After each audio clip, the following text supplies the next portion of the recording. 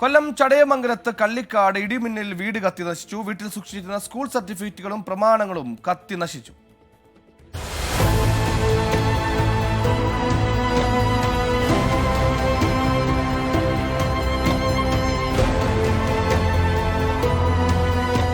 ഇന്നലെ വൈകിട്ട് 3:30 മണിയോടുകൂടിയായിരുന്നു സംഭവം.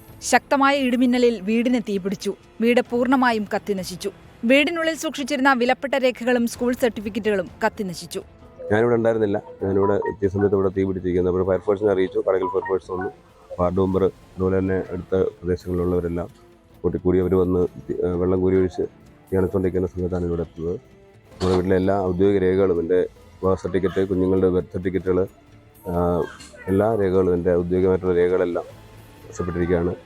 അപകടം നടക്കുന്ന സമയം വീട്ടിനുള്ളിൽ ആളില്ലാതിരുന്നതിനാൽ വലിയ അപകടമൊഴിവായി. വീട്ടമ്മയായ ശാന്ത തൊഴിലുറപ്പ് ജോലിക്ക് പോയിരുന്നു. കടക്കലിൽ നിന്ന് ഫയർഫോഴ്സ് സംഘവും പോലീസും സ്ഥലത്തെത്തിയാണ് സ്ഥിതിഗതികൾ നിയന്ത്രണ വിധേയമാക്കിയത്. 24 കൊല്ലം.